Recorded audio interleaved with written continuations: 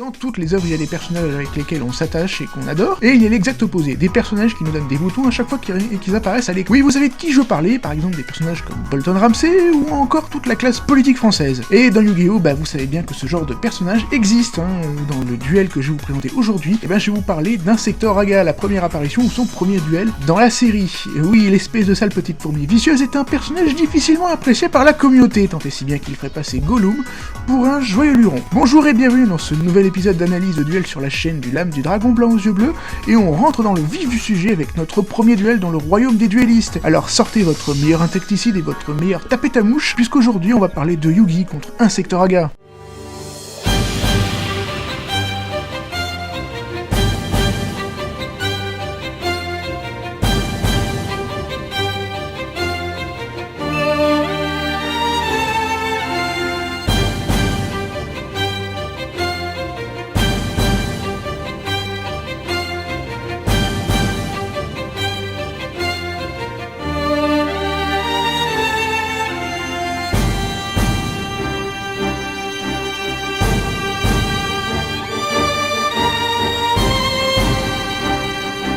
Yugi participe au tournoi de Pegasus pour récupérer l'âme de son grand-père, qui est décidément la plus grosse victime de l'anime pour l'instant. Sur le paquebot qui l'emmène sur l'île, il croise la route d'Insector Aga, qui lui demande s'il peut examiner les cartes d'Exodia et qui ne trouve rien de mieux à faire que de les jeter par-dessus bord. On est quand même face à un sacré spécimen.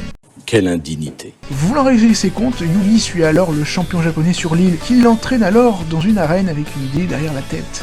Aga commence avec le dard assassin, et je pourrais faire un nombre de blagues incalculable sur le nom de cette carte.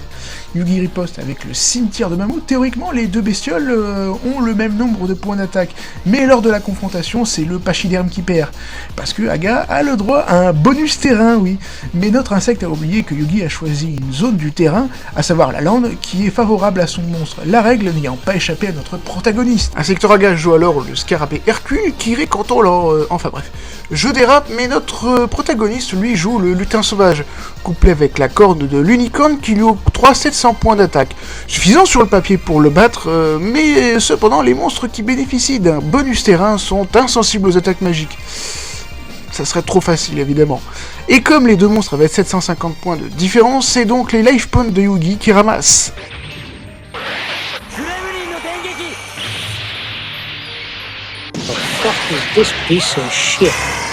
Notre petit binoclard passe alors son tour et Atem joue un monstre en mode défense. Lors de son tour, Insector joue l'insecte élémentaire auquel il équipe 2 cartes magie d'équipement tout en profitant de la forêt pour renforcer son terrain, et son combo de base, qui balaye sans difficulté le Grifford. La seule solution qui reste à notre héros, c'est de courber les chines et de serrer les fesses. Son adversaire décide alors de poser une carte pêche et de ne pas l'attaquer. Le roi des jeux en fait de même en posant une carte face cachée, les tours s'enchaînent et Aga blinde son board d'insectes. Le magicien des ténèbres est alors placé en défense. Cette fois-ci, le champion du Japon décide alors de lancer son assaut. Une décision qu'il va amèrement regretter, car la carte face cachée à thème n'est autre que Force Miroir qui va lui renvoyer l'attaque qu'il a lancée sur tous les monstres en position d'attaque et infligeant au passage plus de 1400 points de malus au cafard à lunettes, grâce au pouvoir du scénario à ne pas en douter, car une Force Miroir n'est pas capable d'infliger des dégâts au point de vie. Cela relance la partie du côté de Yugi, mais celui-ci, prévoyant le danger de la carte verso jouée par Aga précédemment, il joue la carte magie Guérison du monstre qui dans l'anime permet de récupérer les deux monstres sur le terrain, de les mélanger avec la main, puis de cette main de la mélanger au deck et d'en tirer une nouvelle. Sauf que ça ne marche en vrai qu'avec un seul monstre, ce qui lui permet alors de jouer Kuribo. La carte piège s'active et il s'agit en réalité du ver parasite. Et là, j'ai fait chou blanc concernant mes recherches sur cette carte. Aucune trace dans les pièges. Visiblement, ce qui s'en rapproche le plus, c'est le ver méduse, qui a un effet de destruction similaire. Alors, un monstre placé dans la section magie et piège, vous verrez que ce n'est pas propre à ce duel, on le reverra plusieurs fois dans cette saison 1, et Yugi perd alors 300 points de dommages, mais est débarrassé de cette carte piège plutôt enquiquinante. Cependant, celui-ci tombe dans le traquenard du binoclard, car en effet, lors de son tour, il retourne la carte face verso. Il s'agit de la larve de mythe, une créature qui pourrait sembler totalement faible de prime abord, mais Insector le combine avec le terrifiant cocon de l'évolution. Avec ses 2000 points de défense, c'est déjà pas mal, mais avec le bonus terrain, celui-ci grimpe à plus de 2600. Le but d'Aga est alors d'invoquer un monstre dépassant les 3000 points d'attaque. Cependant, Yugi va tenter de réagir avec Gaïa pour l'attaquer, ce qui est une perte grotesque de points, alors qu'il sait très bien que que son monstre n'est pas capable de le vaincre. Pourquoi faire?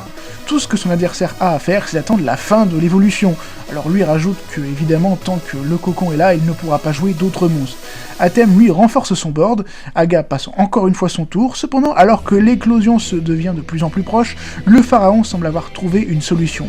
Il invoque donc la malédiction du dragon, plus une carte combinée, il lance une attaque contre celui-ci, enfin bref, il lance plutôt une attaque contre la forêt. La carte magie, la terre embrasée, qui détruit les magies terrain et aurait dû infliger 500 points de dégâts aux deux joueurs. Et ben le cocon perd alors son bonus de terrain, ce qui le rend alors faible face à une attaque de Gaïa. Oh shit! Le cocon percé, la grosse mythe semble malheureusement avoir suffisamment évolué pour repousser l'attaque de Gaïa. Heureusement qu'elle n'a pas atteint le dernier stade de son évolution, parce que du haut de ses 3500 points d'attaque, ça reste terrifiant. Mais malgré cela, elle garde toujours ses 2600 points, ce qui est largement suffisant pour battre Gaïa. Alors que celui-ci semblait être détruit, Yugi joue alors la polymérisation lors de la battle phase de son adversaire. Ouais, pourquoi pas. Et alors que Gaïa, le dragon champion, rivalise avec l'insecte, c'était sans compter sur sa capacité spéciale toxique qui fait perdre des points d'attaque à ses adversaires. Yugi joue alors la carte magique Makyu, la brume magique qui nettoie le terrain alors qu'en réalité elle ne produit pas cet effet-là, mais enfin bref. Mais malheureusement, ça ne permettra pas au monstre fusion de retrouver les points d'attaque qu'il a perdus. La mythe ne fait alors qu'une bouchée du chevalier dragon, la situation est critique, mais cependant Yugi va nous sortir de son chapeau une solution. Avec le crâne invoqué qui, combiné avec la brume Makyu, la brume magique, le fait grapper à 3500 points d'attaque. La grosse mythe qui, elle, est totalement trempée jusqu'à son exosquelette. Il fallait la trouver celle-là quand même. Et comme le démon de Yugi, lui, il utilise de l'électricité, ça va donner lieu à un magnifique barbecue réduisant à 0 les points d'Insectoraga. J'avais presque oublié comme il était amusant de voir cette coupe au bol, le nez dans la poussière. J'aime ce duel malgré les incohérences, on a le classique face à face entre un adversaire sournois et vicieux prêt à tout pour gagner, et un autre qui reste loyal quelle que soit la situation. Le champion du Japon qui sera régulièrement associé à la loose dans l'anime, que ce soit dans la saison 1 comme on vient de le voir, dans la saison 2 face à Jonoichi, dans la saison de Loricalc et dans le deuxième tournoi de Batailleville. Mais au-delà d'être un perdant notoire, c'est aussi un personnage n'ayant aucun scrupule pour arriver à ses fins, comme Exodia entre autres. On peut rajouter que dans un tournoi où les monstres de 4 étoiles s'invoquent avec une facilité déconcertante, tel le gouvernement français avec le 49-3, il est un peu idiot de jouer un monstre où celui-ci doit attendre 6 tours pour être joué. Ça donne largement le temps à son adversaire de trouver une parade pour le contrer. Mais revenons-en aux incohérences. Si les monstres avec bonus terrain qui deviennent insensibles aux attaques magie, c'est un petit peu étrange, le combo Makyu plus démon l'est encore plus, car la carte ne permet absolument pas de nettoyer un terrain, ni même d'augmenter les points d'attaque du démon. J'en profite pour vous mentionner que la carte piège, les écailles toxiques de la grosse mythe, existe. D'ailleurs, je vais pas vous la lire parce que c'est un texte à rallonge et cette vidéo va faire plus de 2 heures, c'est pour ça qu'on fera pas de monstre pendu sur cette chaîne. Mais revenons à Makyu. Elle s'associe avec le crâne invoqué ou un monstre tonnerre et permet la destruction des monstres adverses qui ont une défense égale ou supérieure au monstre auquel il est rattaché, et donc vous avez passé votre battle phase, sinon ce serait beaucoup trop cheaté. On se demande où ils ont bien été pêcher une idée selon laquelle ça faisait grimper les points d'attaque.